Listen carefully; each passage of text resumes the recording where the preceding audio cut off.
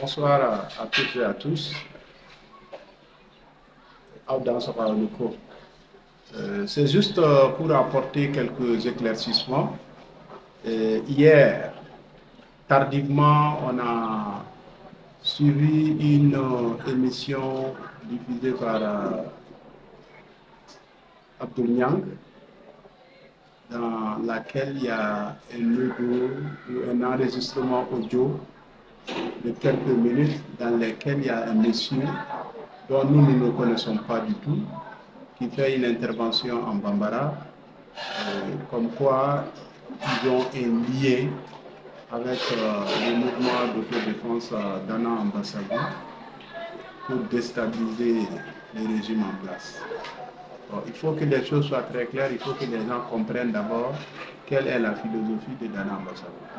Dana Ambassadou n'a pas une philosophie particulière, c'est la philosophie de l'État. C'est pourquoi beaucoup de gens sont confus. Et nous, notre lutte, c'est la lutte que l'État même est en train de mener. C'est un combat pour préserver la laïcité, un combat pour préserver l'unité nationale.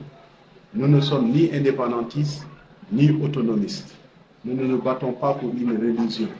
Donc, quand il y a des religieux politiques qui ont des visions contraires à la laïcité de l'État, il ne peut pas y avoir de collaboration entre eux et nous. Et s'ils mènent leur combat contre un régime, nous n'avons rien à voir avec ce combat. Et s'ils pensent qu'ils doivent porter leur espoir sur nous, ça c'est une peine perdue. Parce que nous n'avons jamais combattu un régime et nous ne combattons pas un régime. Dieu donne le pouvoir à qui il veut, et s'il donne le pouvoir à qui il veut, nous ne le combattons pas. Et nous, notre objectif est très clair, que tout le monde soit sur les mêmes pieds d'égalité. Et j'ai eu à le dire, ce n'est même pas une fois, deux fois. Parce que pour qu'on puisse gagner ce combat contre le terrorisme en réalité, il faut que les systèmes de l'esclavage et autres là, de discrimination disparaissent. C'est pourquoi les gens de Koumé qui étaient excommuniés il y a plus de 600 ans au pays d'Ogon, Dana Ambassadou a fait des démarches afin qu'ils soient sur les mêmes pieds d'égalité que les autres. Voilà un des exemples de la philosophie de Dana Ambassadou, l'égalité de tous. Et nous voudrons qu'on nous traite également sur les mêmes pieds d'égalité que les autres.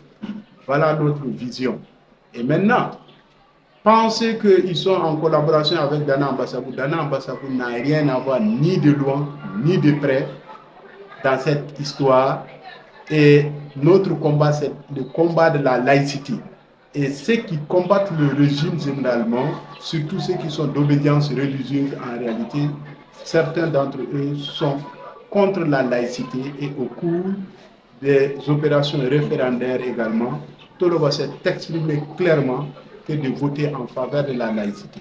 Alors que ceux qui disent aujourd'hui, à travers l'audio, si c'est réellement des éléments de cette obédience ou de ce regroupement, tel que nous avions entendu dans l'émission d'Abdul Nyang, qu'ils sachent que c'est peine perdue.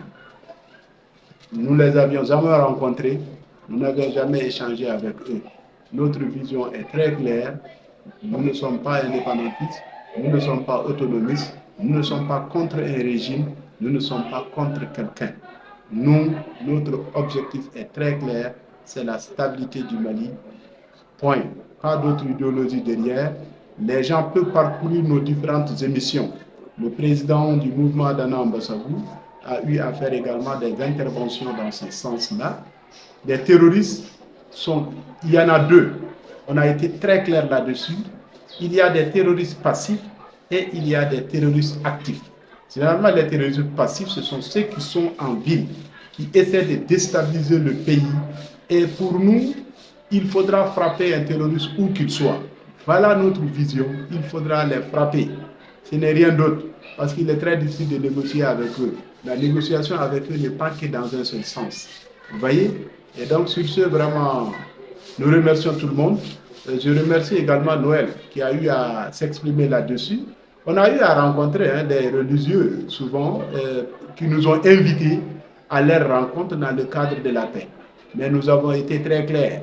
Si les religieux nous invitent, ils n'ont qu'à inviter les hommes armés que nous combattons. S'ils parviennent à les faire venir à la table, nous allons venir. Mais comment nous, en tant qu'hommes armés, nous allons nous mettre sur la table et discuter avec des associations qui ne sont pas des regroupements armés? Voilà souvent les raisons pour lesquelles donc, on ne nous voit pas face à certaines invitations. Ce n'est rien d'autre. Notre objectif est très clair, c'est le Mali aujourd'hui, le Mali demain et le Mali après-demain aussi. Sur ce, je vous remercie. Bonsoir.